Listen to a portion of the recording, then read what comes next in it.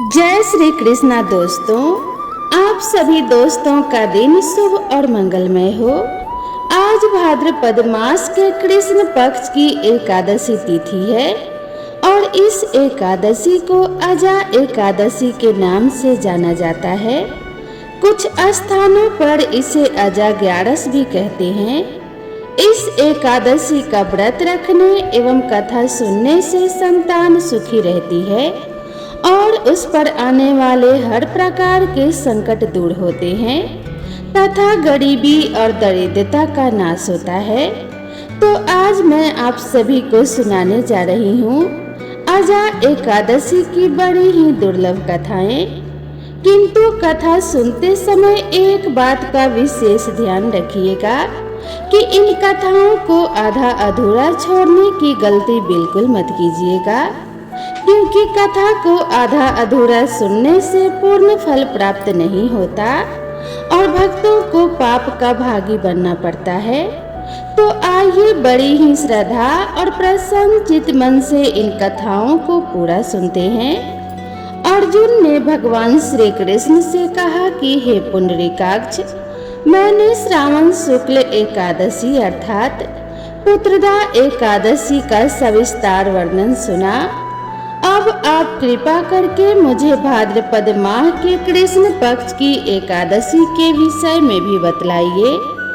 इस एकादशी का क्या नाम है तथा इसके व्रत का क्या विधान है?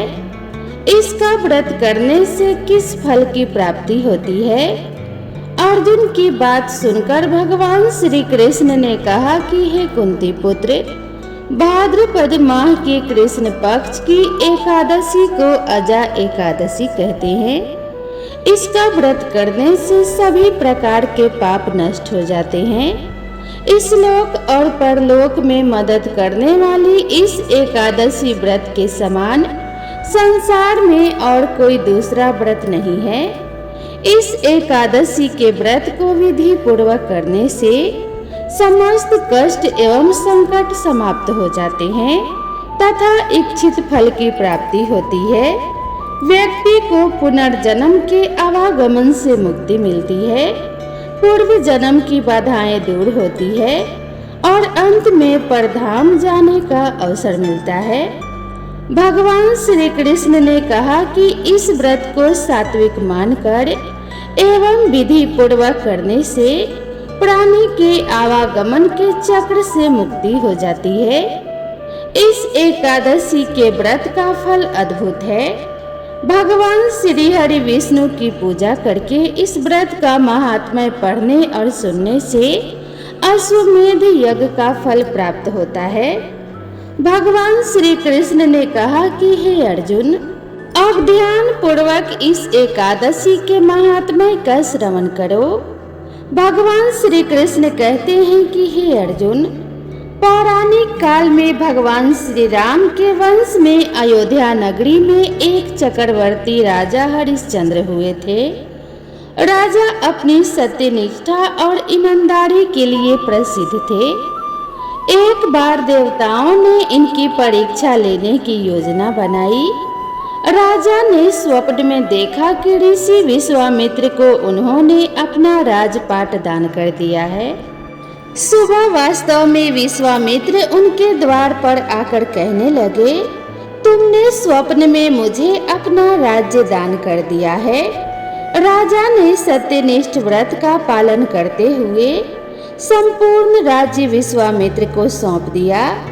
दान के लिए दक्षिणा चुकाने हेतु राजा हरिश्चंद्र को पूर्व जन्म के कर्म फल के कारण पत्नी, बेटा और खुद को बेचना पड़ा। हरिश्चंद्र को एक डोम ने खरीद लिया जो शमशान भूमि में लोगों के दाह संस्कार का काम करवाता था। स्वयं वह एक चंडाल का दास बन गया।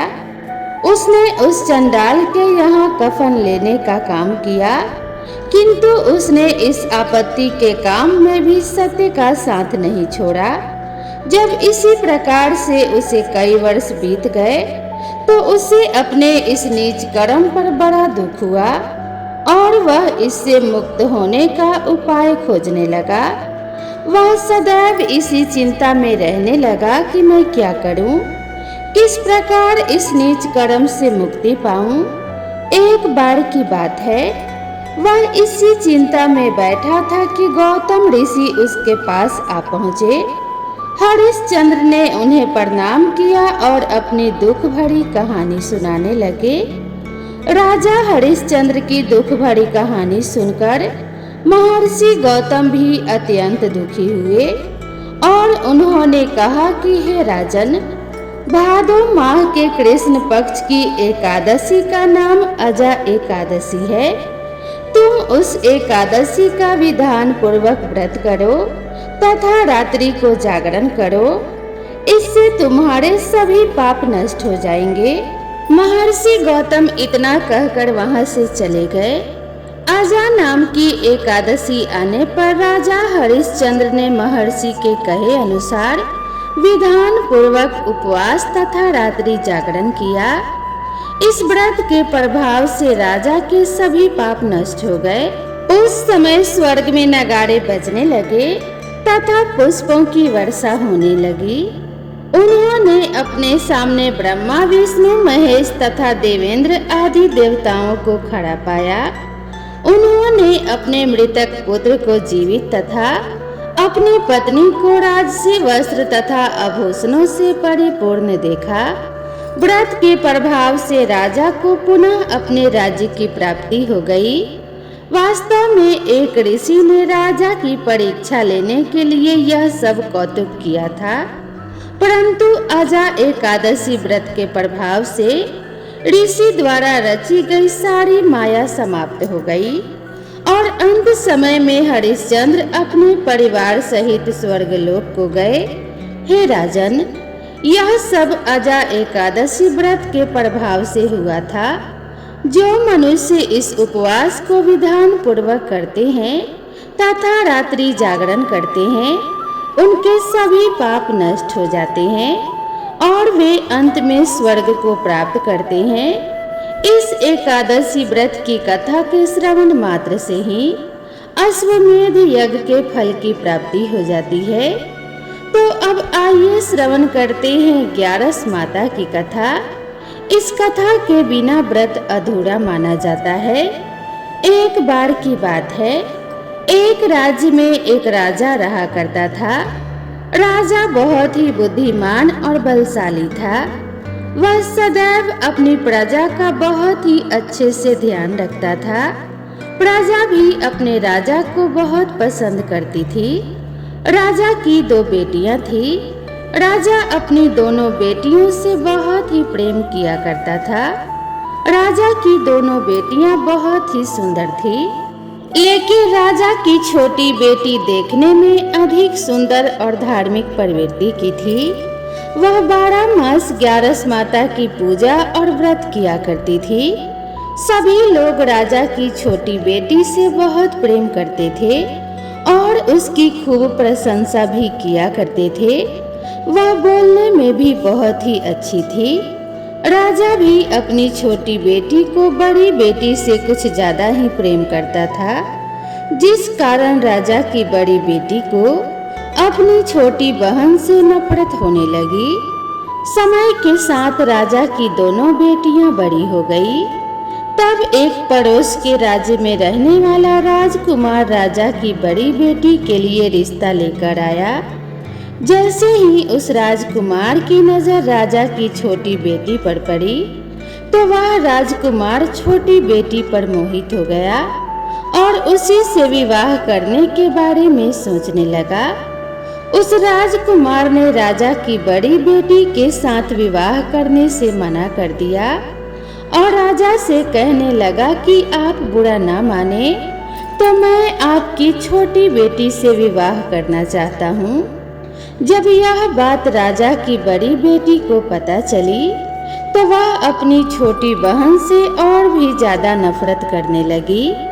राजा की बड़ी बेटी अपनी छोटी बहन को अपना सबसे बड़ा दुश्मन मानने लगी और वह मन ही मन अपनी छोटी बहन से बदला लेने की योजना बनाने लगी, जिसके चलते उसने सोचा कि छोटी बहन को जान से मार देती हूँ।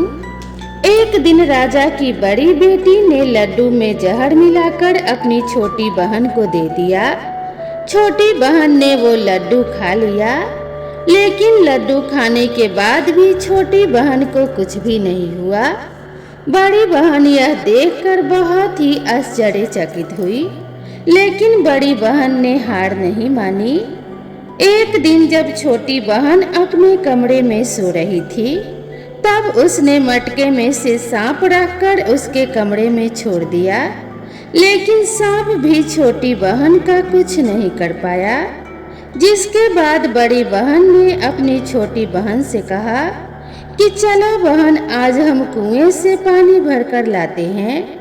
तो छोटी बहन अपनी बड़ी बहन के कहे अनुसार उसके साथ पानी लेने के लिए चली गई। जैसे ही वह कुएं से पानी निकालने लगी, तो बड़ी बहन ने उसे कुएं में धक्का दे दिया, लेकिन ग्यारस माता के आशीर्वाद से वह सकुशल बाहर निकल आई। यह देखकर बड़ी बहन को बहुत ही आश्चर्य हुआ कि ना जाने मैंने कौन कौन से प्रयास किए हैं, फिर भी इसका कुछ नहीं बिगाड़ सकी। उसने एक दिन सोचते सोचते अपनी छोटी बहन के पास जाकर कहा कि बहन, तुमको पता है भगवान सबकी मृत्यु एक निश्चित समय पर लिखते हैं। तुम्हारी और मेरी मृत्यु कैसे होगी क्या तुम जानती हो? तब छोटी बहन ने कहा कि हाँ बहन, मेरी मृत्यु कैसे होगी यह तो मैं जानती हूँ। छोटी बहन से यह सुनकर बड़ी बहन को बहुत ही संतुष्टि हुई और वह सोचने लगी कि इस बार मैं इसे जरूर मार दूंगी। उसने अपनी छोटी बहन से कहा कि अपनी मृत्यु का राज मुझे भी बताओ, मैं तो तुम्हारी बड़ी बहन हूँ। छोटी बहन ने अपनी बड़ी बहन से कहा कि मेरी मृत्यु एक तोते में है। जो तोते के गले में एक हार है, उसी से मेरी मृत्यु होगी। जब कोई व्यक्ति उस तोते को मारकर वह हार अपने गले में पहन लेगा, तो मैं मूर्छित हो जाऊंगी, और जैसे ही वह उस हार को अपने गले से उतार देगा, तो मैं फिर से जीवित हो जाऊंगी। अपनी छोटी बहन की मृत्यु का राज जानकर बड़ी बहन बहुत खुश हुई और उसने अपनी छोटी बहन को मारने के लिए उस पालतू तोते को ढूंढना शुरू कर दिया।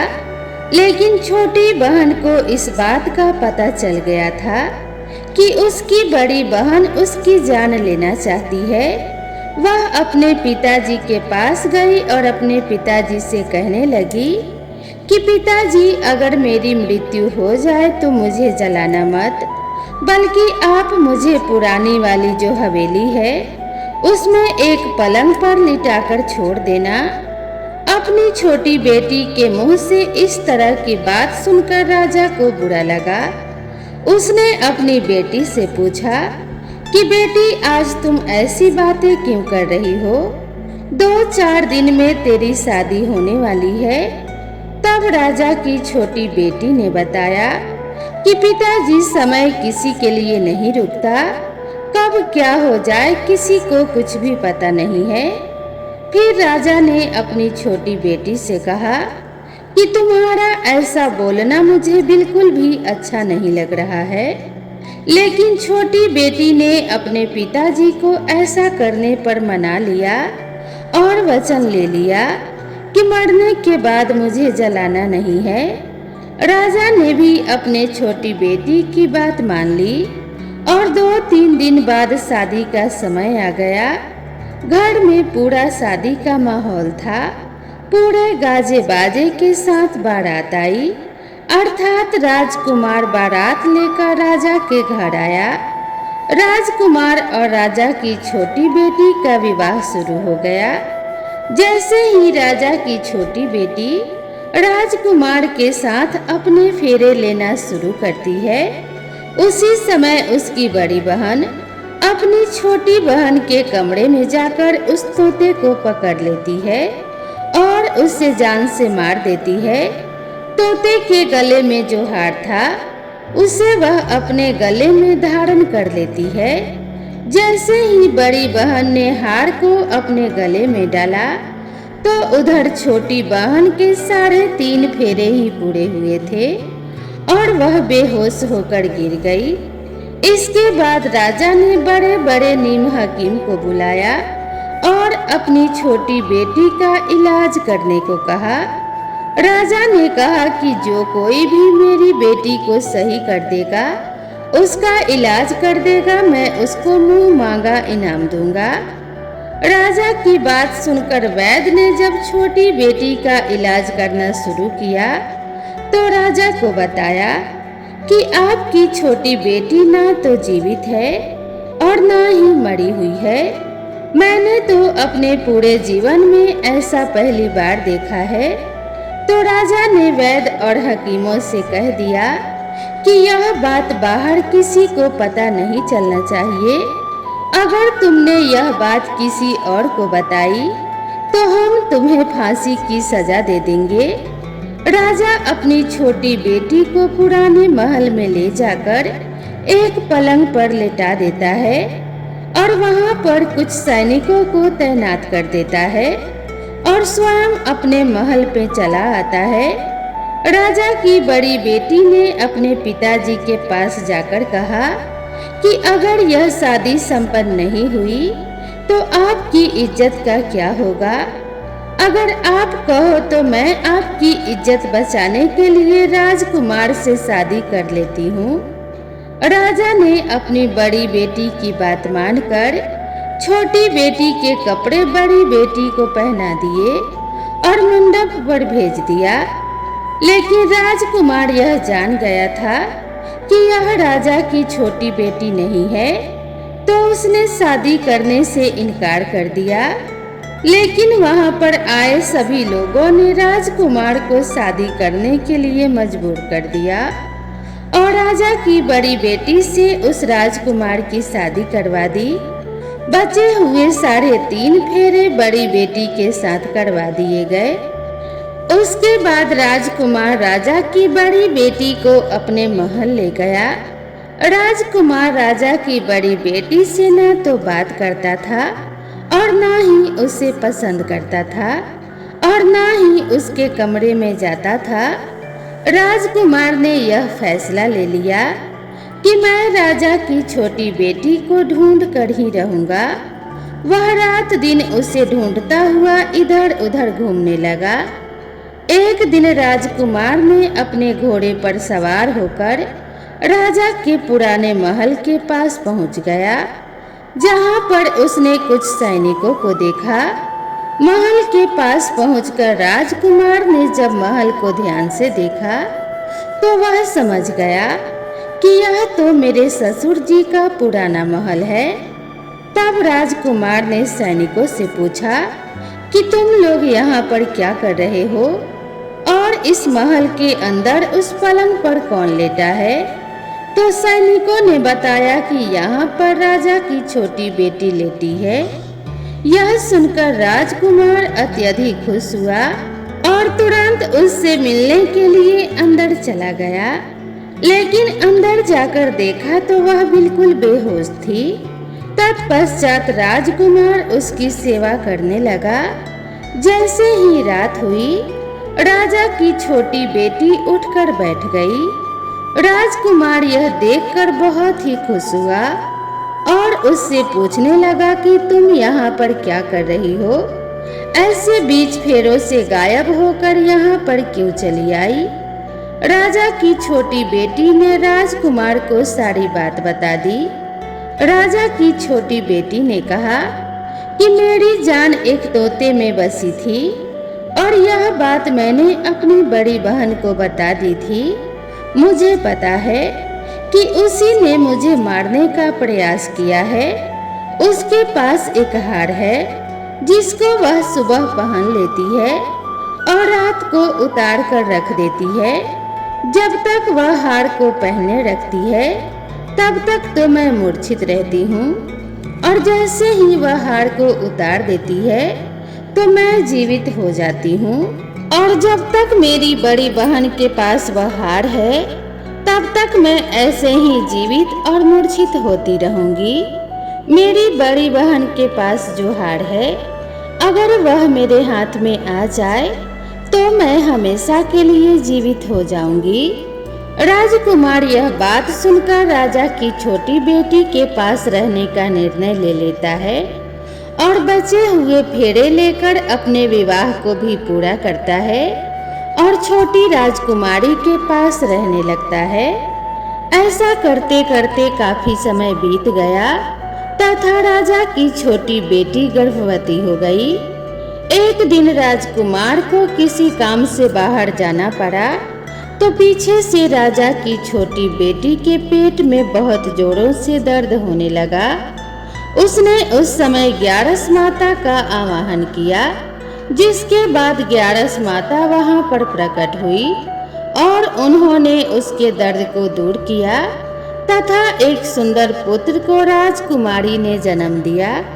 जब आधी रात को राजकुमार बाहर से आया तो उसने ग्यारस माता को देखा तो वह बहुत ही ज्यादा आश्चर्यचकित हुआ और उसने तुरंत ग्यारस माता को प्रणाम किया।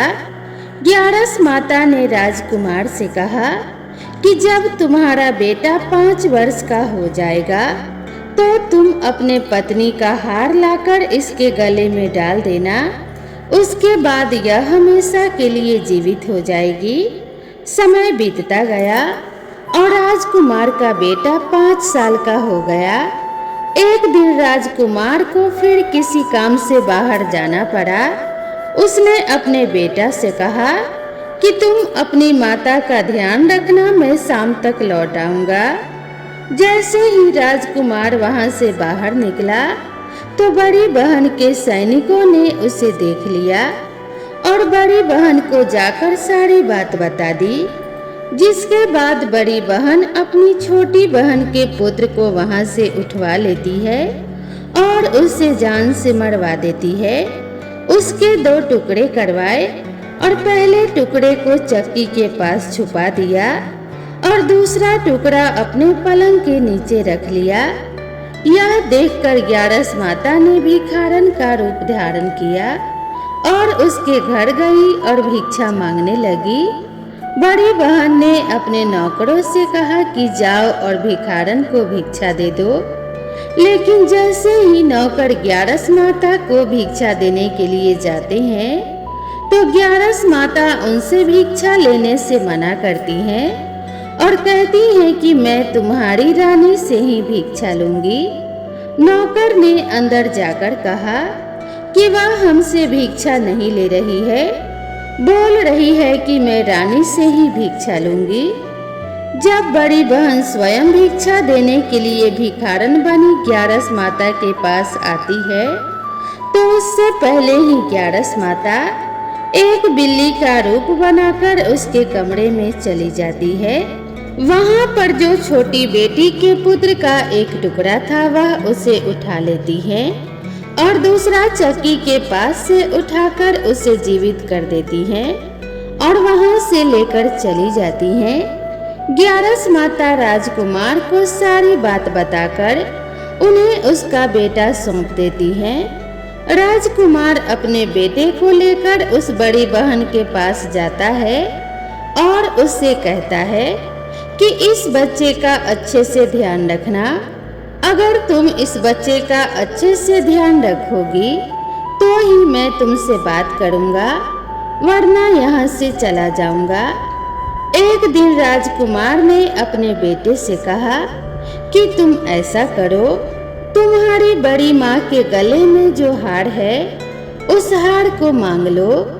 तुम्हारे जिद की वजह से वह हार तुम्हें दे देगी। अपने पिताजी के कहे अनुसार लड़का अपनी बड़ी माँ के पास जाकर कहता है कि बड़ी माँ, मुझे तुम्हारे गले का हार चाहिए। यह सुनकर उसकी माँ को पहले तो बहुत गुस्सा आता है, पर उसको याद आता है कि राजकुमार ने कहा है कि अगर मैं इस बच्चे का अच्छे से ध्यान रखूंगी तो ही वह मुझसे बात करेंगे। वह सोचती है कि छोटी बहन अब तक तो मर गई होगी और उसे जला भी दिया होगा। अब कौन सी वह जिंदा होने वाली है। यही सोचकर वह हार को अपने गले से निकालकर उस बच्चे को दे देती है। वह बच्चा उस हार को ले जाकर अपने पिताजी को दे देता है।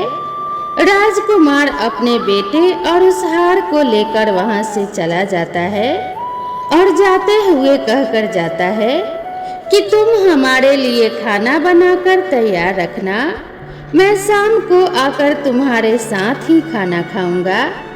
यह कहकर अपने बेटे को लेकर वहां से सीधा राजा के पास जाता है और राजा को सारी बात बता देता है। राजा अपनी बड़ी बेटी की यह करतूत सुनकर बहुत ही क्रोधित होते हैं और अपनी परवरिश को ही दोष देने लगते हैं। राजा राजकुमार को अपनी छोटी बेटी के साथ रहने का आदेश देते हैं। राजकुमार वह हार लेकर छोटी रानी के पास जाता है और उसके गले में वह हार डाल देता है, जिससे वह हमेशा के लिए जीवित हो जाती है और दोनों बहुत ही खुश होते हैं। राजकुमार अपने बेटे और अपनी पत्नी को लेकर अपने राज्य में चला जाता है।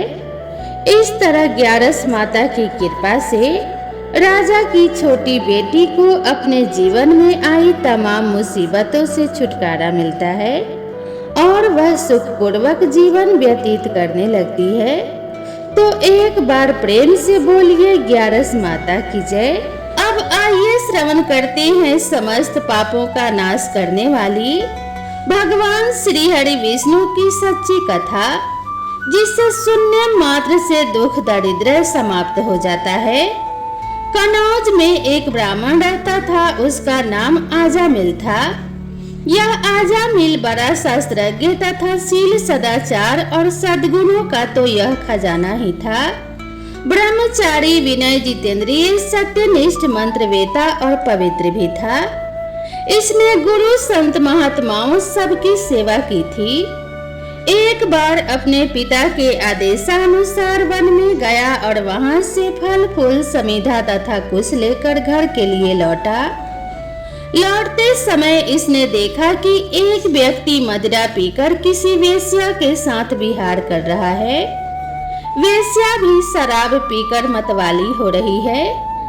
आजामिल ने पाप किया नहीं, केवल आंखों से देखा और काम के वश में हो गया।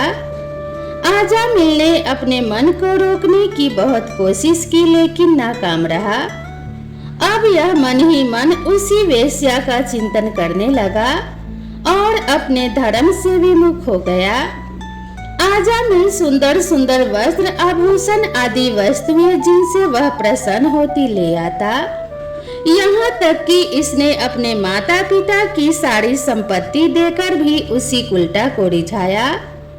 यह ब्राह्मण उसी प्रकार की चेष्टा करता जिससे वह वेश्या प्रसन्न हो।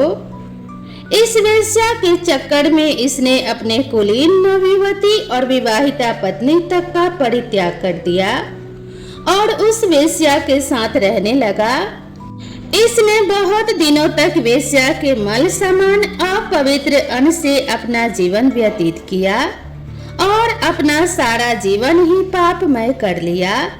यह कुबुद्धि न्याय से, अन्याय से, जैसे भी जहाँ भी कहीं धन मिलता वहीं से उठा लाता और उस वेश्या के बड़े कुटुंब का पालन करने में ही व्यस्त रहता। चोरी से, जुए से और धोखाधड़ी से अपने परिवार का पेट पालता था। एक बार कुछ संत इसके गांव में आए। गांव के बाहर संतों ने कुछ लोगों से पूछा कि भैया, किसी ब्राह्मण का घर बताइए, हमें वहां पर रात गुजारनी है। इन लोगों ने संतों के साथ मजाक किया और कहा कि हे संतों, हमारे गांव में तो एक ही श्रेष्ठ ब्राह्मण है जिसका नाम है आजामिल, और इतना बड़ा भगवान का भक्त है कि गांव के अंदर नहीं रहता, गांव के बाहर ही रहता है। अब संत जन आजामिल के घर पहुंचे और दरवाजा खटखटाया। भक्त आजामिल, दरवाजा खोलो। जैसे ही आजामिल ने आज दरवाजा खोला तो संतों के दर्शन करते ही मानो आज अपने पुराने अच्छे कर्म उसे याद आ गए। संतों ने कहा कि भैया रात बहुत हो गई है, आप हमारे लिए भोजन और सोने का प्रबंध कीजिए। आजामिल ने सुंदर भोजन तैयार करवाया और संतों को करवाया। जब आजामिल ने संतों से सोने के लिए कहा तो संत कहते हैं, भैया हम प्रतिदिन सोने से पहले कीर्तन करते हैं, यदि आपको समस्या ना हो तो हम कीर्तन कर लें। आजामिल ने कहा, आप ही का घर है महाराज, जो दिल में आए सो करो। संतों ने सुंदर कीर्तन प्रारंभ किया और उस कीर्तन में आजामिल भी बैठा। सारी रात कीर्तन चला और आजामिल की आंखों से खूब आंसू गिरे, मानो आज आंखों से आंसू नहीं पाप धुल गए हो। सारी रात भगवान का नाम लिया। जब सुबह हुई और संत जन जाने लगे तो आजामिल ने कहा, महात्माओं मुझे क्षमा कर दीजिए, मैं कोई भक्त वक्त नहीं हूँ, मैं तो एक महापापी हूँ। मैं वेश्या के साथ रहता हूँ और मुझे गांव से बाहर निकाल दिया गया है। केवल आपकी सेवा के लिए मैंने आपको भोजन करवाया, नहीं तो मुझसे बड़ा पापी कोई नहीं है। संतों ने कहा, अरे आजामिल, तूने ये बात हमें कल क्यों नहीं बताई? हम तेरे घर में रुकते ही नहीं। अब तूने हमें आश्रय दिया है तो चिंता मत कर। ये बता, तेरे घर में कितने बालक हैं?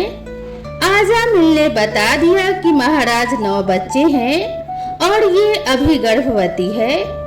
संतों ने कहा कि इस बार जो तेरी संतान होगी वो तेरा पुत्र होगा और तू उसका नाम नारायण रखना। जा, तेरा कल्याण हो जाएगा। संत जन आशीर्वाद देकर चले गए। समय बीता, उसका पुत्र हुआ, नाम रखा नारायण। आजामिल अपने पुत्र नारायण में बहुत आसक्त था। आजामिल ने अपना संपूर्ण हृदय अपने बच्चे नारायण को सौंप दिया था। हर समय आजामिल कहता था, नारायण भोजन कर लो, नारायण पानी पी लो, नारायण तुम्हारा खेलने का समय है, तुम खेल लो। हर समय नारायण नारायण करता था। इसी तरह 88 वर्ष बीत गए। वह अतिशय मूढ़ हो गया था। उसे इस बात का पता ही नहीं चला कि मृत्यु मेरे सिर पर आ पहुंची है। अब वह अपने पुत्र बालक नारायण के संबंध में ही सोचने विचारने लगा। इतने में ही आजामिल ने देखा कि उसे ले जाने के लिए यमराज के दूत आए हैं और वह नारायण नारायण पुकारने लगा। भगवान के पार्षदों ने देखा कि यह मरते समय हमारे स्वामी भगवान नारायण का नाम ले रहा है और उनके नाम का कीर्तन कर रहा है। अतः वे बड़े वेग से झटपट वहां आ पहुंचे। उस समय यमराज के दूत दासीपति आजामिल के शरीर में से उसके सूक्ष्म शरीर को खींच रहे थे। विष्णु दूतों ने बलपूर्वक रोक दिया। उनके रोकने पर यमराज के दूतों ने उनसे कहा, अरे धर्मराज की आज्ञा का निषेध करने वाले तुम लोग कौन हो? तुम किसके दूत हो और कहां से आए हो और इसे ले जाने से हमें क्यों रोक रहे हो? जब यमदूतों ने इस प्रकार कहा तब भगवान नारायण के आज्ञाकारी पार्षदों ने हंसकर कहा, यमदूतों, यदि तुम लोग सचमुच धर्मराज के आज्ञाकारी हो तो हमें धर्म का लक्षण और धर्म का तत्व सुनाओ। दंड का पात्र कौन है?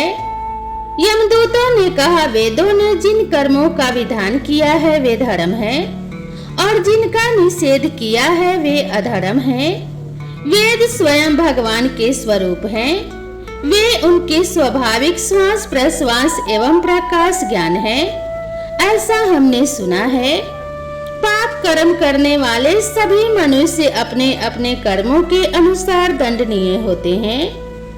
भगवान श्री हरि विष्णु जी के पार्षदों ने कहा, यमदूतों, यह बड़े आश्चर्य और खेद की बात है कि धर्मज्ञों की सभा में अधर्म प्रवेश कर रहा है, क्योंकि वहां निरपराध और अदंडनीय व्यक्तियों को व्यर्थ ही दंड दिया जाता है।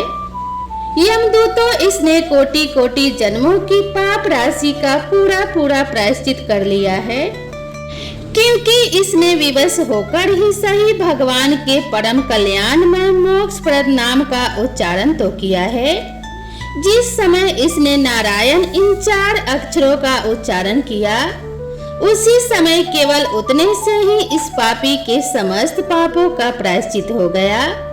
चोर, शराबी, मित्रद्रोही, ब्रह्मघाती, गुरु पत्नीगामी, ऐसे लोगों का संसर्गी, स्त्री, राजा, पिता और गाय को मारने वाला, चाहे जैसा और जितना बड़ा पापी हो, सभी के लिए इतना ही सबसे बड़ा प्रायश्चित है कि भगवान के नामों का जप किया जाए, क्योंकि भगवान नाम के उच्चारण से ही मनुष्य की बुद्धि भगवान के गुण, लीला और स्वरूप में रम जाती है और स्वयं भगवान की उसके प्रति आत्मीय बुद्धि हो जाती है।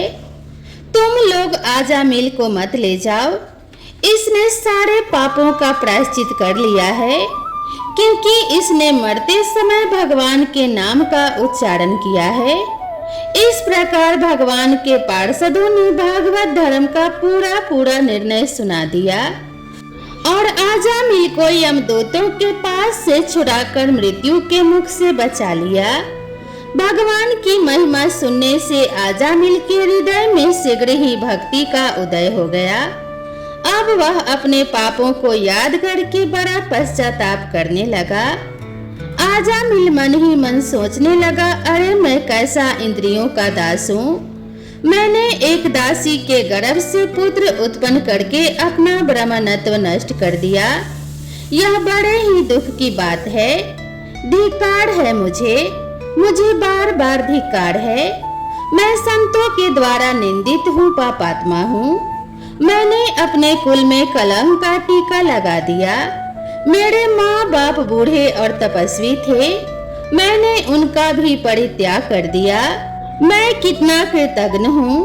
मैं अब अवश्य ही अत्यंत भयानवे नरक में गिरूंगा, जिसमें गिरकर धर्मघाती पापात्मा कामी पुरुष अनेक प्रकार की यम यातना भोगते हैं। कहाँ तो मैं महाकपटी पापी, निर्लज और ब्रह्म तेज को नष्ट करने वाला, तथा कहाँ भगवान का वह परम मंगलमय नारायण नाम। सचमुच मैं तो कृतार्थ हो गया। अब मैं अपने मन, इंद्रिय और प्राणों को वश में करके ऐसा प्रयत्न करूंगा कि फिर अपने को घोर अंधकार में नरक में न डालूं। मैंने यमदूतों से डर के अपने पुत्र नारायण को पुकारा और भगवान के पार्षद प्रकट हो गए। यदि मैं वास्तव में नारायण को पुकारता तो क्या आज श्री नारायण मेरे सामने प्रकट नहीं हो जाते। अब आजामिल के चित्त में संसार के प्रति तीव्र वैराग हो गया। वे सबसे संबंध और मोह को छोड़कर हरिद्वार में चले गए। उस देव स्थान में जाकर वे भगवान के मंदिर में आसन पर बैठ गए और उन्होंने योग मार्ग का आश्रय लेकर अपनी सारी इंद्रियों को अन्य विषयों से हटाकर मन भगवान श्री हरि विष्णु में लीन कर लिया और मन को बुद्धि में मिला दिया। इसके बाद आत्मचिंतन के द्वारा उन्होंने बुद्धि को विषयों से पृथक कर लिया तथा भगवान के धाम अनुभव स्वरूप परब्रह्म में जोड़ दिया। इस प्रकार जब आजामिल की बुद्धि त्रिगुणमयी आकृति से ऊपर उठकर भगवान के स्वरूप में स्थित हो गई, तब उन्होंने देखा कि उनके सामने वे ही चारों पार्षद जिन्हें उन्होंने पहले देखा था वे खड़े हैं। आजामिल ने सिर झुकाकर उन्हें नमस्कार किया। उनका दर्शन पाने के बाद उन्होंने उस तीर्थ स्थान में गंगा के तट पर अपना शरीर त्याग दिया और तत्काल भगवान के पार्षदों का स्वरूप प्राप्त कर लिया।